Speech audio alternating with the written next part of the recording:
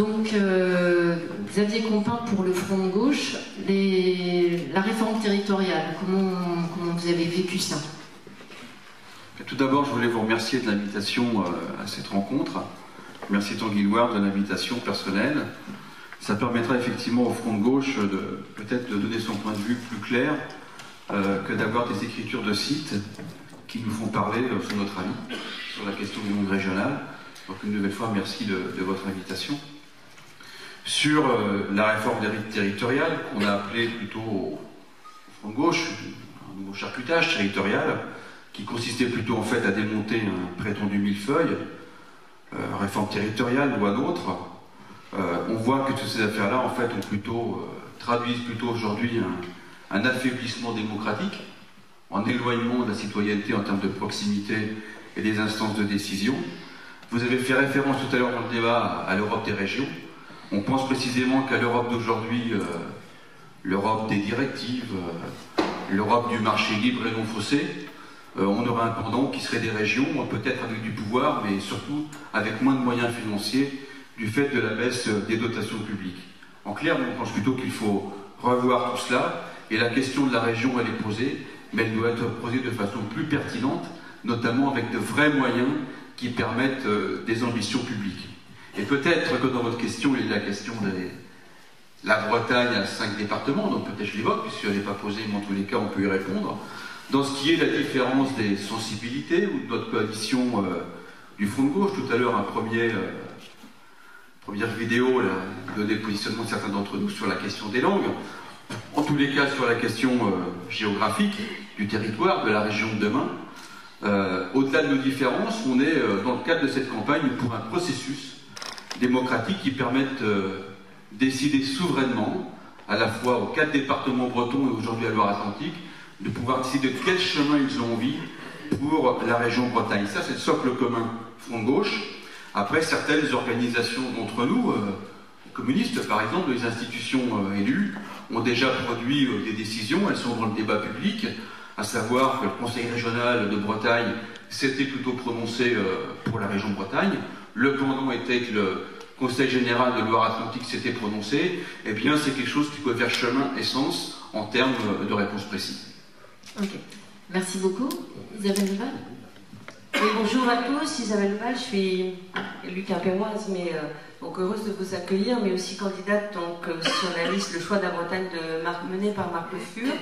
La première chose que je vais dire, c'est qu'on a tous signé un engagement dans cette liste, de dire que la Bretagne, c'était la Bretagne à 5 départements et qu'on s'engageait à la défendre.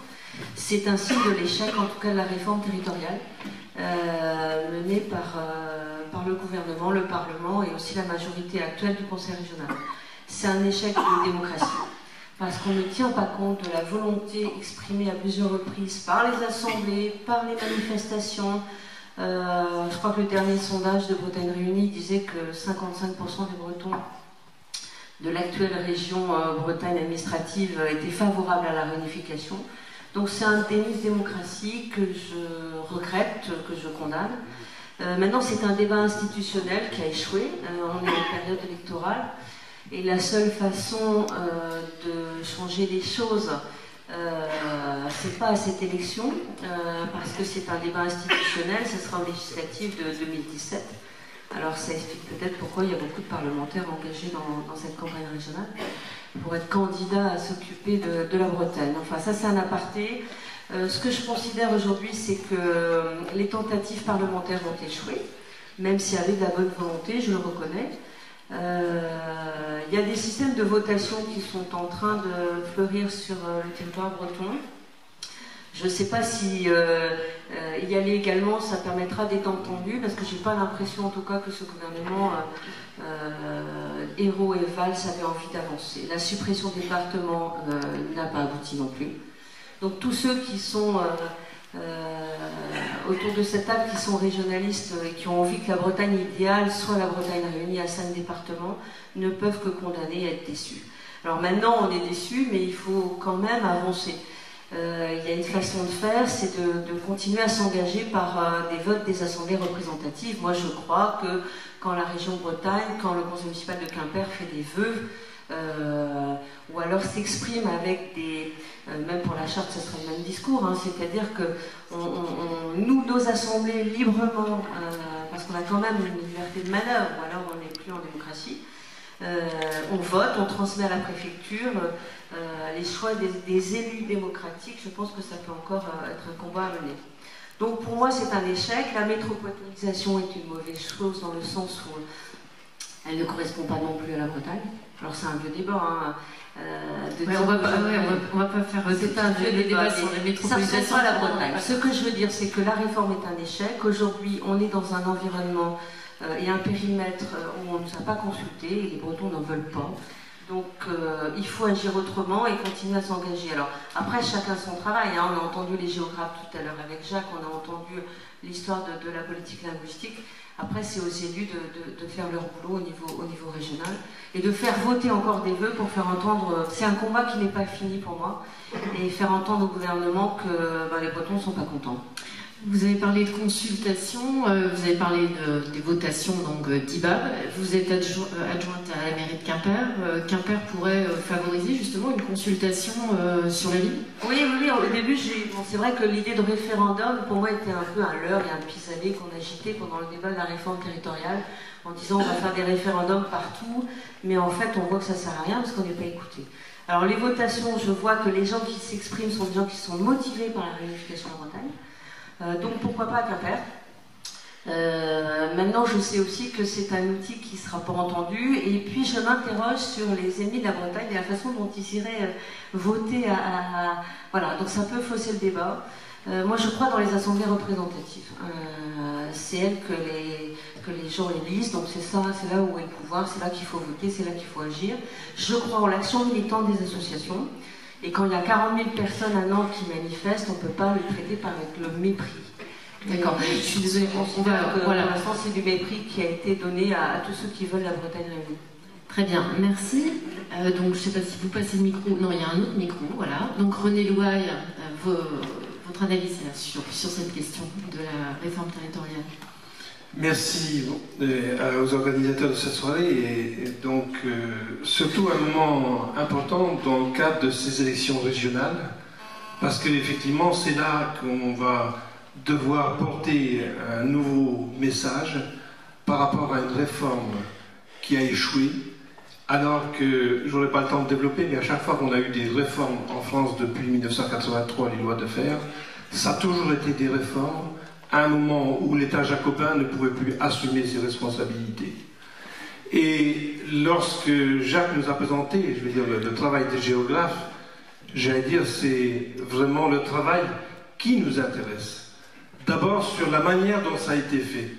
C'est vraiment antidémocratique de voir qu'on aborde une réforme territoriale de cette manière-là, qu'on commence à faire du découpage au niveau d'un territoire sans qu'on ait un vrai débat démocratique de ces mêmes territoires et sans qu'on ait discuté, j'allais dire, des objectifs et des moyens. Je pense que, avant d'aborder la question du découpage des territoires, ça aurait été vraiment intéressant qu'on inverse les choses et qu'on se dise vraiment qu'est-ce qu'on se donne comme moyen à l'échelon d'une région pour réellement décider au pays. Et là, je crois que nous, ce que nous proposions au niveau des écologistes, c'est qu'on reprenne vraiment le travail qui avait d'abord été fait par Dominique Voynet au niveau des pays. Ça reprend effectivement, l'esprit du travail à l'échelon des identités qui sont fortes. Ça veut dire aussi qu'on défend en tant que tel l'identité régionale. Nous, on n'a jamais défendu, au contraire, on a demandé la suppression des départements, non pas en tant qu'espace géographique, mais en tant que gouvernance. Et c'était extrêmement important qu'on se donne vraiment les moyens à l'échelon des régions de se donner des objectifs politiques. C'est quand même incroyable aujourd'hui qu'on aborde la question de réforme territoriale sans qu'on ait une capacité de lever l'impôt, par exemple, au niveau fiscal, sans qu'on se donne les moyens d'avoir un vrai débat, sur la question de la mobilité.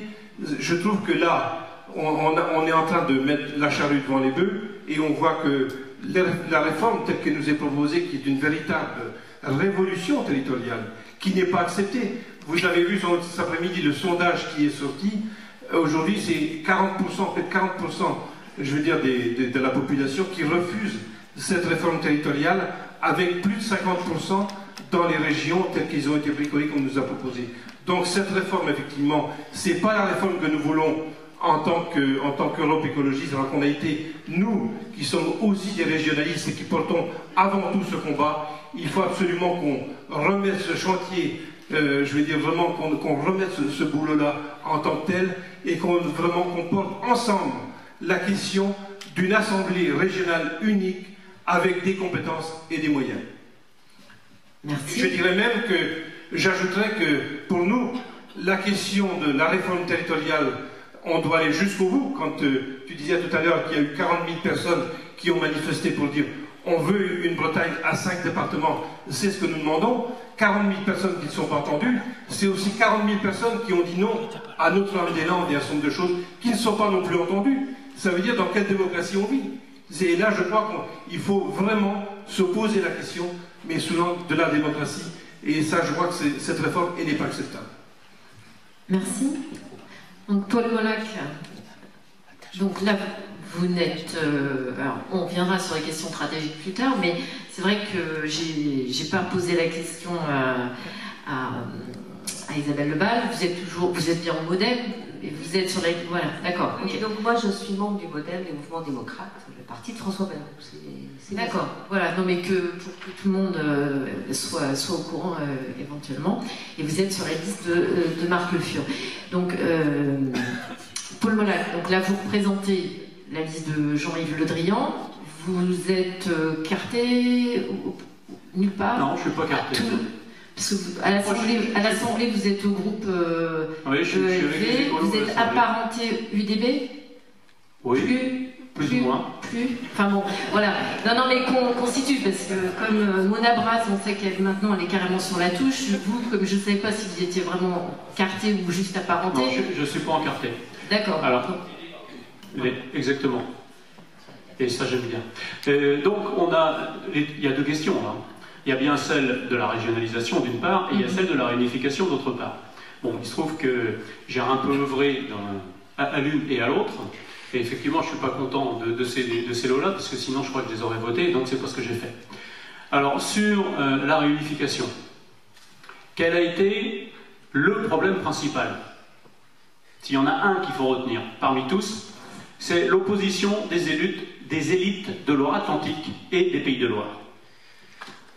C'est bien clair. Et c'est pas, après on pourra dire, les Bretons, il y en a qui sont pas trop clairs. Bon, il y en a, je pourrais vous donner des noms éventuellement. Mais globalement, on a fait le job. Globalement. Marc Le Fur l'a fait, Jean-Pierre Laurent l'a fait, Annie Logérou l'a fait, Thierry Benoît l'a fait. On a été contrés, mais véritablement contrés, par les Pays de Loire. Un des pires députés, c'est celui de Saumur. Et par Jean-Marc Ayrault. Au Oxiet, il y avait que lui, c'était pas trop grave. Jean-Marc Ayrault, alors quand même Jean-Marc Ayrault, Premier ministre, ancien patron effectivement du groupe PS à l'Assemblée, donc il connaît tout le monde. Et véritablement, alors il y a eu un petit coup de canif directement. Quand on prend les choses, comment elles se sont passées? Il y a les métropolistes, c'est-à-dire ceux qui ne sont pas vraiment régionalistes, qui sortent une tribune. Les maires de Rennes, de Nantes, de Saint-Nazaire et de Brest. Et ils nous disent que la grande région, c'est vachement bien. Le Conseil régional de Bretagne par Massiot réagit tout de suite en faisant une tribune qui est signée par 15 parlementaires, où on dit bien que nous, ce qui nous fait agir, c'est la Bretagne, et c'est bien cette Bretagne à 5 départements. Jusque-là, je dirais, on compte les points un partout. On ne va pas refaire tout l'historique, parce que là, on est là aussi pour voir... Mais c'est important parce que c'est pour ça que je soutiens ce qui est fait par DIBAB, par exemple. Et je soutiens tout ce qui se fait parce qu'il faut absolument qu'en Loire-Atlantique, il y ait un véritable mouvement qui permette d'inverser les choses. Parce que pour l'instant, les élites, l'idée de faire un référendum en Loire-Atlantique, c'est excellent. Mais quand vous aurez la CCI, vous aurez la chambre de commerce, vous aurez la chambre d'industrie, vous aurez les artisans, etc., qui vous diront non, non, non, il ne faut surtout pas parce que ceci, parce que cela. Donc avant, il faut sensibiliser. C'est très important. Donc, On a perdu une bataille, c'est clair. On n'a pas pour autant perdu la guerre. Parce que si vous avez remarqué, le centre n'a été marié avec personne. Et ça, c'est très important, parce que le centre s'appelle Val-de-Loire, et que vous avez à côté les Pays de Loire. Et là, on voit bien qu'il y a une recomposition possible. Je dis bien possible, parce que c'est possible, mais on voit que Retailleau, par exemple, qui est aussi un autre Vendéen, nous dit qu'il faut faire une grande région de Chartres à Brest. Il l'a sorti il n'y a pas très longtemps. Donc on voit bien que le risque, il est encore là. Donc après, effectivement, il faudra qu'à un moment donné, nous ayons un discours, et le discours c'est en gros Bretagne, Val-de-Loire, qu'ensuite nous ayons des alliés, et on peut les trouver effectivement dans le centre, parce qu'à un moment donné, on s'est retrouvé complètement frontalement avec les Pays de Loire, et donc on est allé chercher des députés dans le centre pour essayer d'équilibrer. Est-ce qu'il n'y a pas eu quand même là une opportunité historique et que maintenant c'est cuit pour un bon moment enfin voilà, tout le monde se dit que ça va être compliqué, non? Il reste 3 régions et certains disent que on ne peut pas rester au statu quo. Autant s'il y avait eu une fusion, je serais très pessimiste parce que je ne crois pas qu'on puisse avoir à un moment donné une autre. Une fois qu'ils vont être ensemble et qu'ils vont les Alsaciens, bon, Sarko leur a dit qu'il n'y a pas de problème, ils retrouveront leur région. Ouais, sauf que Strasbourg va être capitale de région et que le président de la région, ça va être un Alsacien. Et là, à ce moment-là, ça ne bougera plus, c'est évident. Donc, si vous voulez, nous pour l'instant, et ça, on pourra dire ce qu'on voudra, mais c'est Jean-Yves qui l'a fait, il a effectivement dit que si jamais il y avait la fusion, il partait. C'est trop facile, il aurait pu mettre en balance la région. Ouais, alors on va pas commencer. Oui, je sais que c'est ce que disent, mais dans le timing où ça s'est passé, on n'a pas eu le temps, ça s'est fait en un week-end. On fait le débat après. On fait le débat après. On débattra ensuite, il y aura des questions dans la salle, mais pour ça, il faut qu'on avance, qu'on fasse les différents... Tu n'es pas obligé de me le croire, mais moi je le sais, c'est tout. Donc, voilà, donc les questions d'appartenance, je prends mes responsabilités, etc., d'alliance, on verra ça en troisième partie. Christian Troidec. Ah, j'ai pas fini. Ah ouais, là, il va falloir se dépêcher. Là où, à mon avis, on est allé pas loin du tout, c'est juste dans une certaine recomposition où finalement, il y a eu des pouvoirs qui ont été donnés, qui sont passés du département à la région, mais c'est totalement insuffisant parce que ce qu'on voulait réellement, c'était un pouvoir réglementaire, la région, et ce qui serait bien, c'est aussi d'avoir des lois. Alors, il y a un super statut qu'il faudrait qu'on essaye d'accrocher à un moment donné, c'est celui de la Nouvelle-Calédonie, qui fait de la France un État fédéral. Alors quand je le dis à l'Assemblée, en général, ils me regardent avec de grands yeux en disant « il est complètement fou celui-là ». Non, non, je ne suis pas fou. Le statut de la Nouvelle-Calédonie fait de la France un État fédéral. Donc il faudra à un moment donné, nous aussi, qu'on y aille. Alors ça va être long, hein, parce qu'on est en France métropolitaine, mais il y a une voie, il faudra toujours y aller, et ça mettra du temps, mais moi je pense qu'on y arrivera. Bien. Merci. Je relance mon chrono. Christian Troidec, donc tête de liste Oui la Bretagne. Sur cette question de la réforme et la manière dont vous voyez-vous les opportunités à venir, enfin, quelles pistes il pourrait y avoir pour rattraper ça, entre guillemets? Des matandolles, bonsoir à toutes et à tous. D'abord des remerciements et puis en même temps un regret. Remerciements bien sûr aux organisateurs d'avoir placé au cœur du débat des régionales ces deux questions essentielles pour la Bretagne qui portent à la fois sur sa réunification et la question de la langue bretonne. Un regret également, c'est aujourd'hui d'être en présence, avec tout le respect que je leur dois, non pas avec des deuxièmes couteaux, mais avec des troisièmes couteaux pour certains des membres qui sont on a ici. dit qu'on parlerait de ces questions-là en troisième partie. Non, je dis simplement qu'on ne peut pas dire, pour certaines des listes représentées ici, c'est la question essentielle qui doit être débattue pour l'élection régionale à venir, et en même temps, pour les têtes de liste qui devaient être présentes, ne pas être présentes à ce débat. Ce n'est pas acceptable, que ce soit de la part de Marc Le Fur, ou que ce soit de la part de Jean-Yves Le Drian. Ce sont à eux de débattre. Il leur appartenait d'être présents, et non pas d'avoir le troisième de chacune de leurs listes respectives en Finistère et en Morbihan de venir débattre avec nous. C'est une question de respect, et là aujourd'hui on voit bien, en tout cas en ce qui concerne le principal challenger qui est le président ministre, candidat, je ne sais plus quel titre il faut lui donner, à Jean-Yves Le Drian, en tout cas de sa part, alors même qu'il devrait être présent avec nous, pour le respect qu'il devrait aussi à ce public, de débattre de son bilan et de ce qu'il n'a pas fait. Eh bien, c'est son absence. Une absence, comme on a vu ce matin encore dans Ouest France, simplement une question des journalistes sur le sondage paru dans la presse quotidienne ce matin. Je voyais dans Ouest France, Jean-Yves Le Drian ne répondra pas aux questions.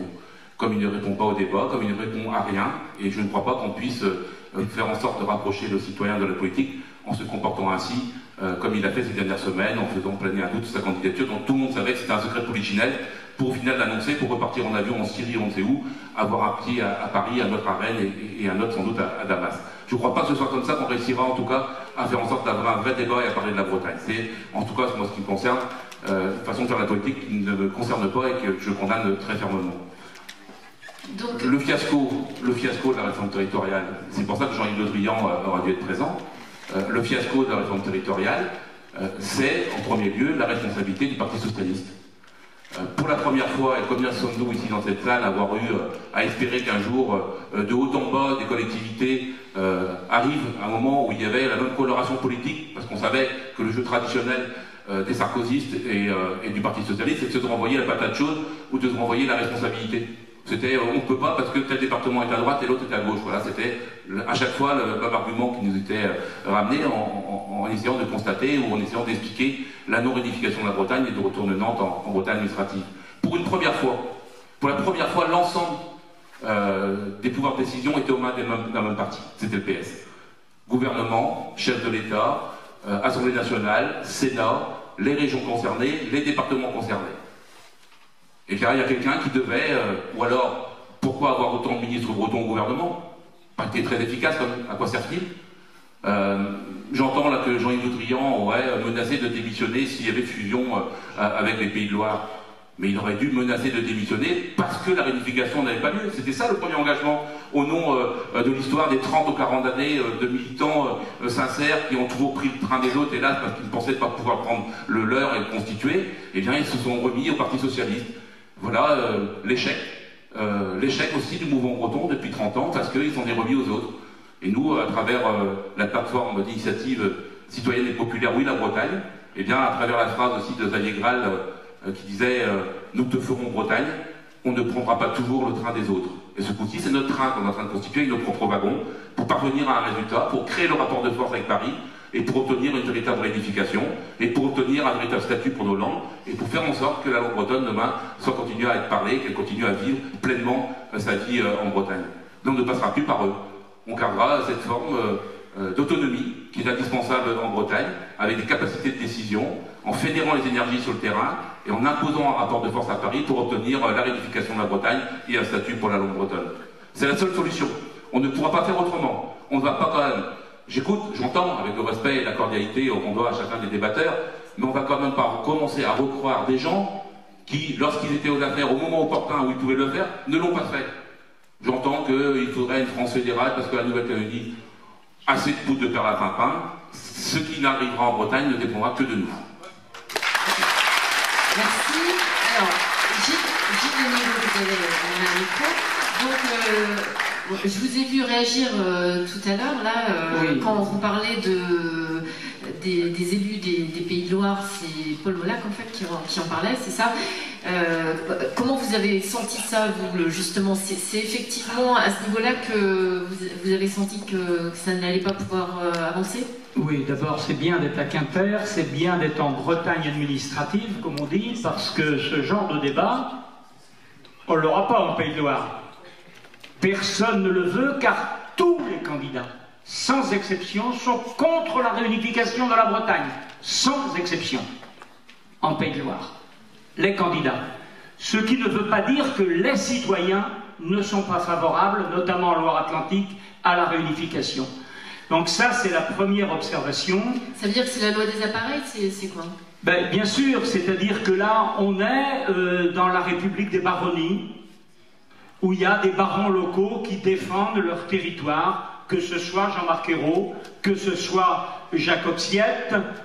Bien entendu qu'ils ont pesé, bien entendu que les chambres de commerce pèsent pour construire un Grand Ouest, etc. Mais je partage ce que vient de dire Troadec. Paul, tu le sais, si au moment où à Hollande avait déjà oublié son ancien Premier ministre, Jean-Marc Ayrault, et il se serait couché. Voilà ce que je pense, et ce n'est pas une question de timing, c'est une question de volonté politique. Il y a donc une responsabilité des élus socialistes des Pays de Loire, il y a la responsabilité de Jean-Yves Le Drian, et je le regrette fortement cette question-là. Enfin, je voulais dire amicalement. Ensuite, parce que j'ai entendu ça, je veux bien, chers collègues du parti de gauche ou du front de gauche, je ne sais pas, tu es au parti de gauche, c'est ça? Front de gauche. Le front de gauche, pardon. Je veux bien qu'on dise que c'est l'Europe, etc., sur cette question. Mais franchement, l'Europe, si on avait fait la carte 5 présentée par les géographes et qui nous convient apparemment à tous ici, l'Europe n'aurait pas fait un procès à la France comme elle en fait dans bien des domaines pour non-respect à ses obligations en termes environnementaux et autres.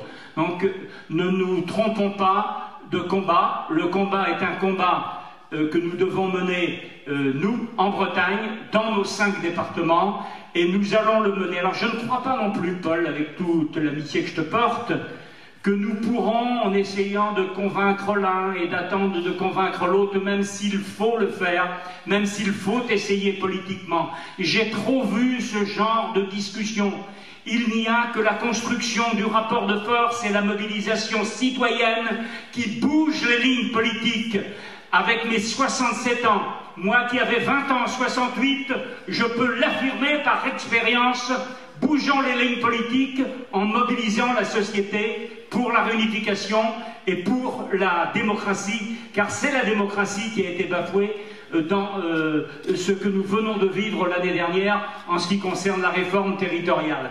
Elle est belle, cette carte que nous a montrée le géographe de la région Centre-Val de Loire. Elle est très belle, cette région Val de Loire. Elle a un dynamisme économique et un projet que nous allons expliquer pendant cette période électorale aux habitants des 4 départements qui ne sont pas des départements bretons en Pays de Loire.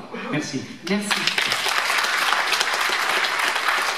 On va tout de suite entamer un deuxième tour de